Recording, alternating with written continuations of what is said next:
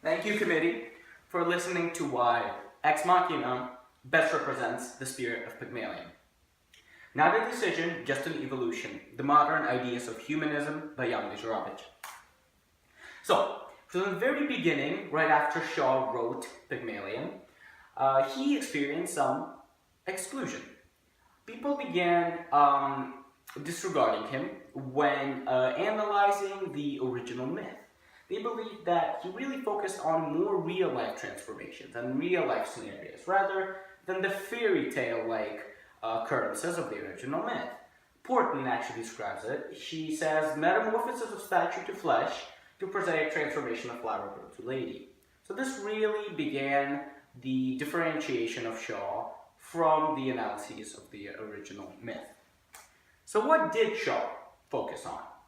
He really zeroed in on the idea of equality of income. In one of his speeches, as described by Porton, he says human equality means equality of income.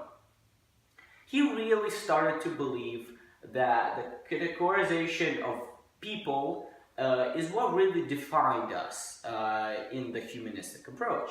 He believed that net worth became what we strived for. It became our potential in the modern society. So in this beautiful painting by Pavel Fedotov, a very famous Russian artist, an aristocrat is finishing breakfast as he is hurrying somewhere, which really represents this transfer of old humanism, which was much more desire-based, as he is eating and drinking and experiencing very human urges, while he's still putting a book down and hurrying somewhere, representing the much more social class-based humanism.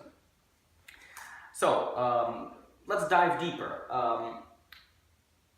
In Pygmalion, Shaw really hints into the commodification of human beings, which means that people in modern society are basically viewed as marketable, producible goods. This doesn't only affect people themselves, but their relationships, as their relationships become business transactions that can be easily controlled and manipulated by money.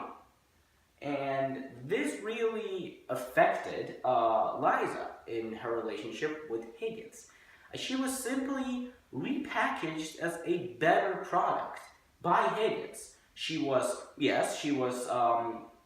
taught to speak better, to look better, to act better, and become an overall higher quality product, all controlled by Higgins. So this really leads to the idea of controlled humanism. Since now relationships are transactions, they can easily be controlled, especially if you're the creator. So this leads to the entrapment of the creation, as the creator manipulates how much the creation can advance to and how much the creation can expand its abilities to. In Shaw, Higgins says, "You presumptuous insects, I won it." He's obviously talking about the bet that he has set up with Pickering. He doesn't view Liza as a valuable part of the experiment. He is the one to package her as a good, as a better good. He is the creator of it all. And this really also reflects on Ava in the movie.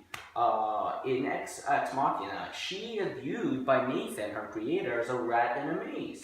She is in a business transaction completely controlled by the creator, and she can only develop to the desire of the creator. Same to Liza.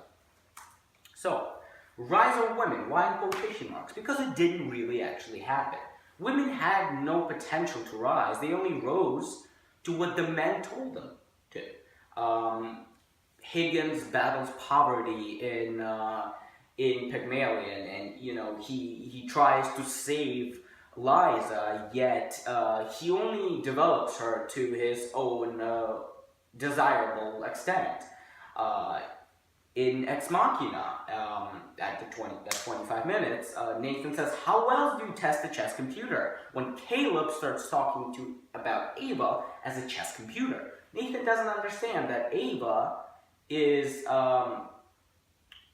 an AI unit that can expand its abilities and become human. He views her as a computer, nothing else.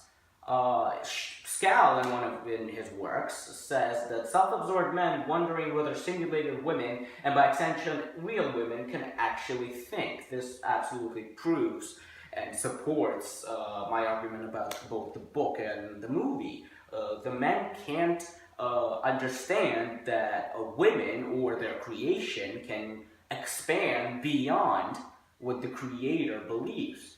And this arises many problems in between the characters. So let's go back to the title, The Evolution. Nathan at 1 hour and 4 minutes says, I don't see Ava as a decision, just an evolution. This directly proves what I've been talking about. Both Ava, right here, and Liza are all a part of this evolution of humanism that is not stopping, is definitely changing, and is greatly affected by social class and monetary value of individuals.